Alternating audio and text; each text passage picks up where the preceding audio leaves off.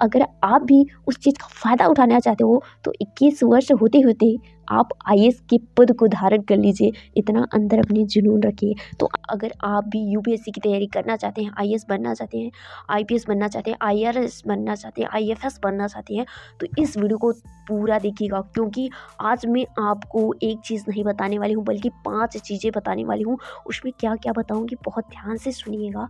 इसमें मैं आपको पहले ये बताऊँगी कि क्या आपकी एज होनी चाहिए, उसके बाद मैं आपको बताऊँगी इसमें क्या पोस्ट होती है, और उसके बाद मैं आपको बताने वाली हूँ सिलेबस क्या होता है, और उसके बाद मैं आपको बताने वाली हूँ पोस्ट। उसके बाद मैं आपको चौथे नंबर पे बताने वाली हूँ एग्ज़ाम पैटर्न क्या होता है। देन लास्ट वाला पॉइंट हमारा ये होगा कि इसकी सैलरी कितनी होती है अगर आप आईएएस बनना चाहते हो तो इस वीडियो को पूरा देखिएगा, क्योंकि इसमें हम, अगर आप गांव से बिलोंग करते हो या फिर शहर से बिलोंग करते हो और आईएएस का सपना देख रहे हो, आईएफएस का सपना देख रहे हो और आईपीएस का सपना देख रहे हो, तो कुछ भी इसमें में से किसी भी पोस्ट के लिए या फिर इसके अदर किसी भी पोस्ट के लिए आप तैयारी करना चाहते हो तो इस वीडियो को पूरा देखिए। तो आइए शुरू करते हैं। यूपीएससी 2026, 27, 28, 29 या फिर इसके आगे अगर आप तैयारी करना चाहते हो तो इसकी क्या एज होनी चाहिए अगर आप आईएएस बनना चाहते हो, इसमें कौन कौन से पोस्ट होंगे। इसमें मैं ना केवल आपको 3 ही पोस्ट बताऊंगी, बल्कि मैं जितने पोस्ट इसमें आते हैं लगभग सब कुछ बताऊंगी। ठीक है, फर्स्ट पॉइंट की बात करते हैं कि हमारी एज लिमिट क्या होनी चाहिए। तब तक आप अपनी आईएएस की तैयारी कैसे कर सकते हो, जैसे कि आपको पता होगी कि हमारी एज कितनी है और कितनी होने पर हम फॉर्म को फिल कर सकते हैं, उसी के हिसाब से आप अपनी तैयारी करोगे।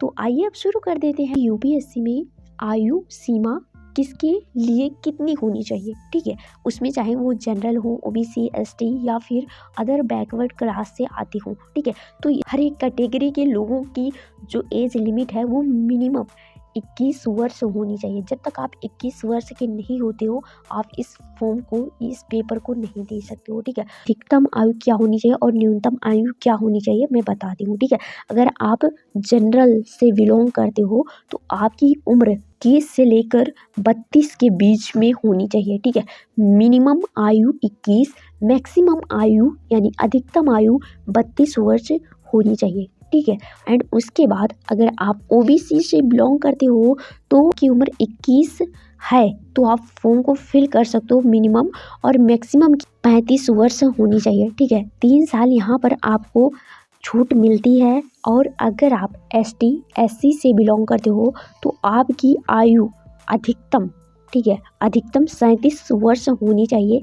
5 साल आपको छूट मिलती है। सभी कैटेगरी में आपकी उम्र कम से कम 21 वर्ष होनी चाहिए। ठीक है, अब इसके नीचे मैंने कुछ और कैटेगरी रखा है, जैसे कि अगर आप जनरल से आते हो और किसी कारण आप में विकलांगता है तो उसमें आपको छूट मिलती है। जनरल से आते हो तो जनरल में आपकी जो उम्र बढ़ा दी जाती है वो 21 से लेकर 42 वर्ष तक आप फॉर्म को फिल कर सकते हो। देन उसके बाद अगर आप ओबीसी से बिलोंग करते हो तो यहाँ पर 45 वर्ष दिया है, 45 वर्ष तक आप फॉर्म को फिल कर सकते हो। एंड अगर आप एससी, एसटी से बिलोंग करते हो तो यहाँ पर आप 37 वर्ष तक फॉर्म को फिल कर सकते हो। ठीक है, अब यहाँ पर तो मैं आशा करती हूँ कि आप समझ गए होंगे। अगर आप इसके आगे नहीं समझे हो तो नीचे कमेंट कर सकते हो। एज गिनती कहाँ से की जाती है, तो यहाँ पर जिस वर्ष प्रीलिम्स होता है उस वर्ष की 1 अगस्त, ठीक है, जिस वर्ष आप प्रीलिम्स देने जा रहे हो उसी वर्ष को आपकी आयु गिनी जाती है। ठीक है, उदाहरण के लिए जैसे कि एग्जाम्पल के तौर पे मानते हैं यूपीएससी 2026 के लिए 1 अगस्त 2026 तक आपकी एज एबव लिमिट अगस्त 2004 को हुआ हो तभी आप फॉर्म को फिल कर सकते हो।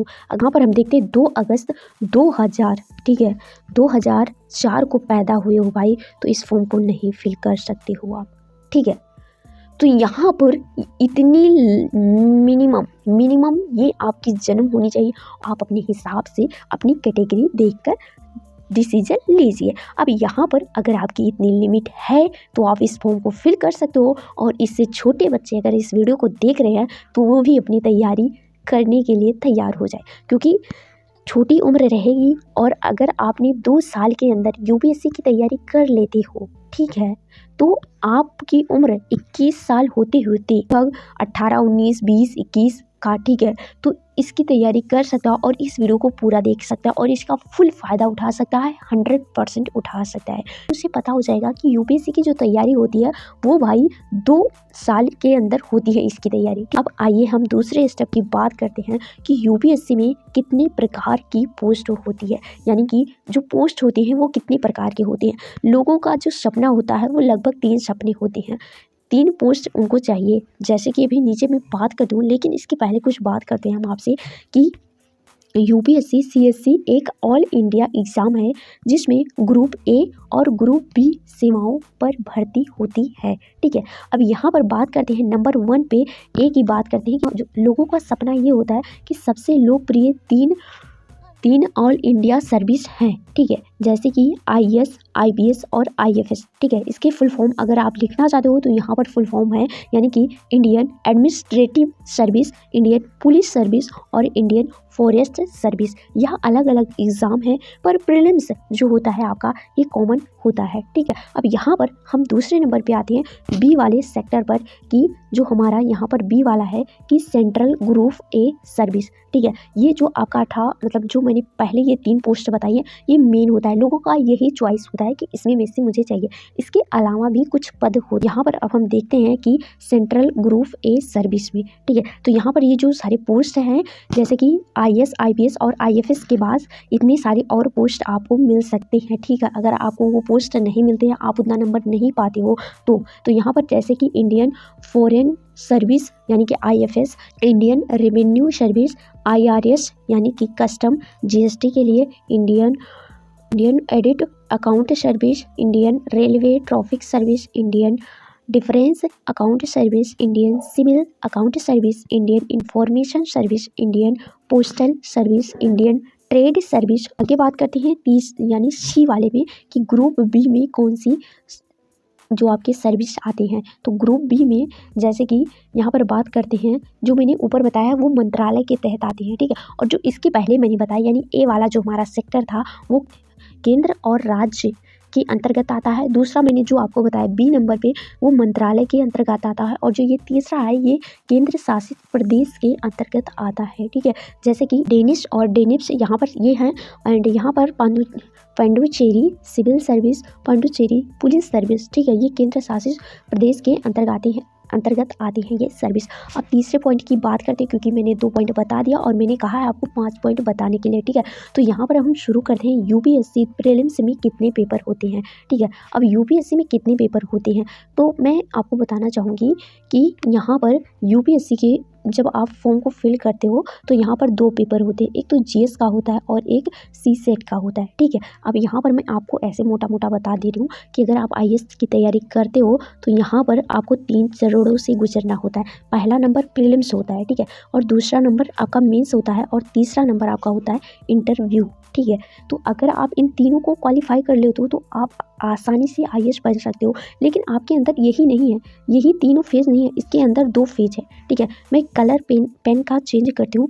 यहाँ पर आपको 2 फेज से गुजरना पड़ेगा। एक तो प्रीलिम्स ये है तो इसमें 2 पेपर होते हैं, एक तो जीएस का ये मैंने बता दिया और दूसरा आपका सीसेट, ठीक है। और मेंस में आपको मैं बताने वाली हूँ 9 पेपर होते हैं, ठीक है। देन उसके बाद आपका इंटरव्यू होगा, ठीक है। आपको इसमें पूरा डिटेल से अब बताना चाहूँगी, ठीक है। प्रकार के OMR सीट होते हैं, इसमें आपका ये जो पेपर होता है ये ऑब्जेक्टिव होता है, ये एक क्वालिफाइंग नंबर होता है, इसमें बच्चों को छांटा जाता है। जैसे कि जीएस का पेपर होगा, एक दिन होगा, सुबह के समय होगा, 9:30 बजे से पेपर स्टार्ट होगा और 11:30 बजे तक होगा। दिन भर आप अपनी पढ़ाई करेंगे, थोड़ा बहुत रेस्ट करेंगे, खाना पीना खाएंगे और उसके बाद आप फिर से 2:30 बजे से पेपर देने एंट्री कर दी जाएगी आपकी और पेपर होंगे 4 बजे तक पेपर होते हैं, ठीक है।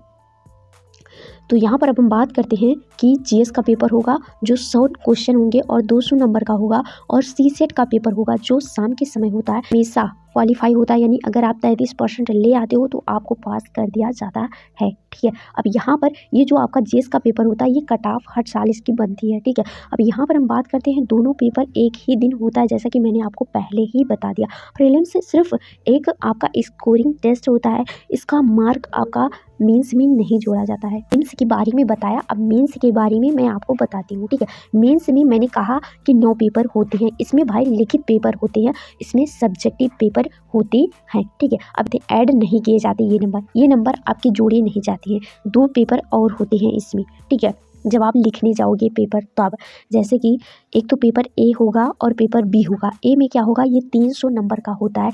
एक भारतीय भाषा होती है आपकी, ठीक है, जो कि 8वीं अनुसूची में है। उसी में से आप जिस लैंग्वेज में देना चाहते हो आप दे सकते हो, ठीक है। और एक तो हिंदी का होगा और एक इंग्लिश का होगा, ठीक है। इसमें आपके नंबर नहीं जोड़े जाएंगे। ये इतने नंबर के नंबर होते हैं, क्वालिफाई नंबर होता है भाई। और आगे बात करते हैं हम कि इसके आगे, ठीक है, आपको ये दोनों पेपर देना पड़ेगा। देन उसके बाद ये जो सारे पेपर होंगे आपके 9 पेपर जो होंगे ये लगातार होंगे, ठीक है। तो यहाँ पर हम देखते हैं जो हमारा दूसरा यानी कि बी वाला है मेरिट पेपर, ठीक है। ये नंबर आपके जोड़े जाएंगे जो कि 1750 नंबर का है, ठीक है। इसमें 7 पेपर होंगे आपके, ठीक है। एक दिन में 2 पेपर होगा और एक पेपर देने जाओगे तो उसमें 20 क्वेश्चन होंगे। 10 क्वेश्चन 10 नंबर के और 10 क्वेश्चन जो होंगे वो 15-15 नंबर के होंगे, ठीक है। अब यहाँ पर हम बात करते हैं जो आपसे 250 नंबर का होता है। जीएस का पेपर होगा तो ये भी 250 नंबर का होगा।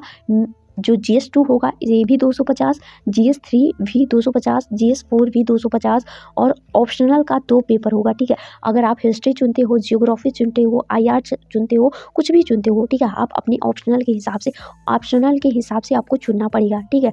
आपको किसी भी सब्जेक्ट में अगर इंटरेस्ट है तो आप उस सब्जेक्ट को ऑप्शनल के रूप में चुन सकते हो। ऐसा नहीं है, मायने ये नहीं रखता है कि आपने ग्रेजुएशन में क्या लिया है और आप में क्या लिया है, इससे कोई मतलब नहीं है। जिसमें आपका इंटरेस्ट है उसी को आप ऑप्शनल में चुन सकते हो, ठीक है। और मैं आपसे बात करती हूँ अब यहाँ पर जो मेरिट इसकी होती है ये 1750 नंबर का होता है, ठीक है। आप अगर इतने नंबर को काउंट करते हो, जोड़ते हो तो 1750 नंबर आएंगे, ठीक है।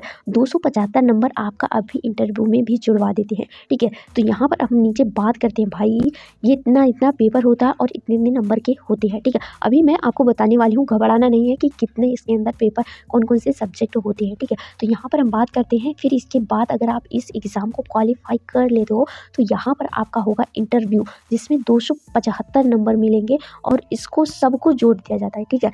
ये जो आपके 7 पेपर ये होंगे और ये जो नंबर होंगे, ठीक है, 245-75 नंबर होंगे, ये आपके जोड़ दिए जाते हैं, ठीक है। इसी से आपको आपकी पोस्ट मिलती है, ठीक है। आपने कितना नंबर पाया है तो उसके हिसाब से आपकी पोस्ट आपको मिलते हैं। एंड अब यहाँ पर लास्ट पॉइंट बात करती हूँ जो कि हमारा 5वां पॉइंट है कि इंटरव्यू के बारे में बात करते हैं कि आपकी इसमें पर्सनालिटी टेस्ट होती है। इसमें आपको 275 नंबर मिलते हैं। इसमें आपका देखो पहले क्या होता है, पहले कौन सा एग्जाम होता है आपका ऑब्जेक्टिव होता है जिसमें आपको टिक लगाना होता है। दूसरा कौन सा होता है मेंस में, तो ये आपका सब्जेक्टिव होता है जिसमें 9 पेपर होते हैं, ठीक है।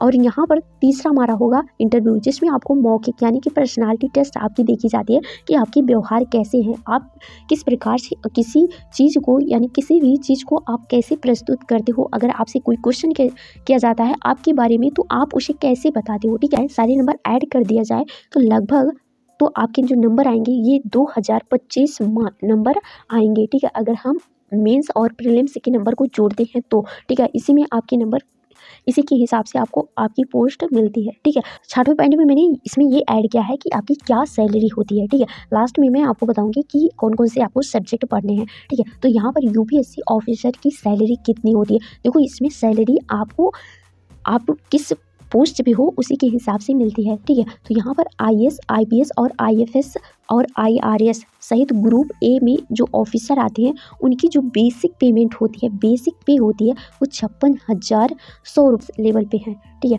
एंड यहाँ पर बात करते हैं डीए एचआरए प्लस टीए मिलाकर शुरुआती सैलरी देखी जाए उनकी, ठीक है, माने कुल मिला के मतलब कि कुल मिलाकर उनकी सैलरी देखी जाए तो 75,000 से लेकर 1,20,000, ठीक है, प्रति माह के बीच में इनकी सैलरी इतनी होती है। टोटल अगर काउंट कर दिया जाए तो, ठीक है, इनकी सैलरी इतनी होती है, ठीक है। अब यहाँ पर हम बात करते हैं प्रमोशन के बाद इनकी क्या होती है, ठीक है। ये शुरुआती सैलरी होती है। देन अगर आपकी पोस्ट और आगे बढ़ते जाते हो तो यहाँ पर अपनी पोस्ट देख सकते हो, लेवल के हिसाब से आपको पैसे मिलते हैं, ठीक है। तो यहाँ पर हम बात करते हैं अगर आप लेवल 13 पे हो तो आपको 1,18,500 रुपये मिलेंगे।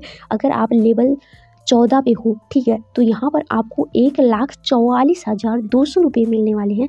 अगर आप लेवल 15 पे हो तो आपको 1,82,000 ₹200 मिलने वाले हैं कि लोगों का जो ख्वाहिश होता है वो यही होता है कि उन्हें कैबिनेट सेक्रेटरी बननी है, ठीक है। अब वो उसमें वो अपने पद के लिए बनना चाहती हैं, वो पैसे के लिए नहीं बनना चाहती, ठीक है। तो इनकी भी सैलरी मैं बता देती हूँ आपको। इनकी सैलरी टॉप पोस्ट में होती है 2 लाख, मतलब कि लगभग 2.5 लाख रुपए होती है, ठीक है, पर मंथ, मतलब कि एक महीने में इनको 2.5 लाख रुपया मिलने वाला है, ठीक है। लेकिन जितना बड़ा, ध्यान रखिए, जितना बड़ा पद होता है उतनी बड़ी जिम्मेदारी भी होती है, ठीक है। लेकिन इसीलिए मैं आपको कहती थी कि अगर आपको ये पोस्ट चाहिए तो अगर आप 21 साल से कम उम्र के हैं, ठीक है, तो यूपीएससी की तैयारी करना चाहते हो तो आप 2 साल के अंदर यूपीएससी की तैयारी करो। तीसरे साल में यानी 21 वर्ष की उम्र होते होते आप इस फॉर्म को फिल कर दो और आप आईएएस के पद को धारण कर लो। और यहाँ तक इस पद को तब आप धारण कर सकते हो, ठीक है। यहाँ तक पहुँचने के लिए आपको मेहनत करनी होगी, ठीक है। लगभग 35 साल की नौकरी के बाद ये आपको पद मिलता है, ठीक है, कैबिनेट सेक्रेटरी का, ठीक है। इसमें मैंने पॉइंट को बढ़ा दिया है क्योंकि मैंने सोचा आपको कुछ और चीज़ें ऐड कर दूँ, ठीक है, इम्पोर्टेंट है। अब मैं आपको स्टेज की बात करूँगी और क्या होता है ये भी बताऊँगी, ठीक है। मैंने वहाँ पर आपको कुछ बातें बताई बट इसमें और थोड़ी बातें जाननी ज़रूरी है। जैसे कि प्रीलिम्स की बात करते हैं तो प्रीलिम्स आपका मैंने बताया ऑब्जेक्टिव होता है और जो आपका मेंस होगा वो सब्जेक्टिव होगा और जो आपका इंटरव्यू होगा वो उसमें आपकी उसमें आपकी पर्सनालिटी टेस्ट की जाएगी, ठीक है। यूपीएससी में क्या पढ़ना होता है, ठीक है। अगर आप यूपीएससी की तैयारी करना चाहते हो, प्री और मेंस दोनों को लेकर चलूँगी और पूरा सिलेबस भी बताऊँगी, ठीक है। इसमें आधा अधूरा ज्ञान मैं आपको नहीं बताने वाली हूँ। तो पहले मैं प्रीलिम्स पे फोकस करती हूँ, देन उसके बाद मैं आपको मेंस की बात बताऊँगी, ठीक है। जीएस फर्स्ट में टॉपिक वाइज देखते हैं। अगर आप प्रीलिम्स देना चाहते हो तो इसमें आपको क्या क्या पढ़ना होगा, वही चीज़ आपको मेंस में भी पढ़ना होता है। इतिहास, भूगोल, भारतीय राज्य व्यवस्था, अर्थव्यवस्था, पर्यावरण, विज्ञान, करंट अफेयर, ठीक है। अगर आपको इसमें भी नहीं समझ में आया तो थोड़ा बहुत इंग्लिश में भी बता देती हूँ, जैसे कि history, geography, polity, economy, environment, science और करंट अफेयर, ठीक है। ये सारे सब्जेक्ट पढ़ने होते हैं, ठीक है। और जब आप प्रीलिम्स देने जाते हो तो सुबह के समय जीएस होगा तो इतने सारे सिलेबस में से पूछ सकता है, ठीक है। यहाँ पर देख सकते हैं जब शाम के समय आप दूसरा पेपर देने जाओगे प्रीलिम्स में तो जीएस का होगा, ठीक है। जीएस का होगा जिसमें कहाँ से क्वेश्चन बनेंगे, जो 80 क्वेश्चन आएंगे आपके, तो ये आएंगे कॉम्प्रिहेंसिव से, मैथ से, रीजनिंग से और लॉजिकल स्किल से भी क्वेश्चन आएंगे, ठीक है। इन चार सब्जेक्ट से आपके क्वेश्चन आते हैं और ये भी 33% अगर आप ले आते हो, क्वालिफाई हो जाते हो, क्वालिफाई नंबर होता है तो आपका एग्ज़ाम निकल जाएगा। उसके बाद आप आते हो मेंस के फेज में, तो मेंस में आपको कौन कौन से पेपर देने होते हैं, यानी किस किस सब्जेक्ट में कौन कौन से पेपर देने होते हैं। तो आपको यहाँ देखना होगा कि मैंने बताया था आपको जीएस में, ठीक है, जीएस में आपको पढ़ना होगा। अगर आप जीएस का पेपर लिखने जाते हो तो इसमें आपके जो क्वेश्चन पूछे जाएंगे, जिसमें मैंने आपको बताया था कि 20 क्वेश्चन आते हैं, 10 नंबर के 10 क्वेश्चन आते हैं और 10 क्वेश्चन जो होते हैं वो 15-15 नंबर के आते हैं, ठीक है। तो इसमें आपका जो जीएस का फर्स्ट पेपर होगा इसमें आपका हिस्ट्री, जियोग्राफी और सोसाइटी से क्वेश्चन पूछे जाएंगे। एंड दूसरा जो आपका होगा जीएस दूसरा, तो इसमें पॉलिटी, गवर्नेंस और आईआर से क्वेश्चन पूछे जाएंगे। तीसरे यानी कि जीएस तीसरे के बारे में कि इकोनॉमी से क्वेश्चन आएंगे, साइंस टेक से आएंगे और इन्वायरमेंट फोर्थ के बारे में इथिक्स और इंटीग्रिटी से क्वेश्चन पूछे जाएंगे। ठीक, पेपर को क्वालिफाई कर लेते हो तो आप इंटरव्यू में जाओगे, इंटरव्यू आपका निकलेगा, आप आईएएस बन जाओगे, ठीक है। अब यहाँ पर हमारी जो मैंने आपको बताया वो ख़त्म होते हैं, लेकिन हमें याद है कि मैंने आपको एक चीज़ नहीं बताई, वो क्या है कि आपकी क्वालिफिकेशन कितनी होनी चाहिए। अगर आप आईएएस के फॉर्म को फिल करना चाहते हो तो आपको यहाँ पर 12th पास हो एंड उसके साथ आपको ग्रेजुएशन करना होगा साथ में। अगर आप बीए, बीएससी, बीकॉम कुछ भी किए हो ग्रेजुएशन में, ठीक है, कोई भी आपके पास डिग्री है तो आप इस फॉर्म को फिल कर सकते हो। की राह कठिन ज़रूर है, लेकिन अगर आपकी उम्र, सीमा, सपना और मेहनत एक लाइन में आ जाते हैं, अब परीक्षा आपकी रास्ता नहीं रोक सकती है। हर साल लाखों लोग शुरुआत करते हैं और कुछ ही हार न मानने वाले ऑफिसर बनते हैं। जी हाँ, बहुत सारे लोग तैयारी करते हैं, लेकिन जिसके अंदर जज्बा, जुनून होता है वही यूपीएससी क्वालिफाई करता है। तो आपके अंदर अगर है जुनून कुछ कर दिखाने का तो आप शुरू कर दीजिए आज से ही, अभी से, क्योंकि 2024 मई 2026 में यूपीएससी प्रीलिम्स की पेपर होने वाली हैं, ठीक है। अगर आपके अंदर है कुछ जज्बा कुछ कर दिखाने का तो इसकी तैयारी कीजिए और ठान लीजिए कि जब तक तोड़ेंगे नहीं तब तक छोड़ेंगे नहीं।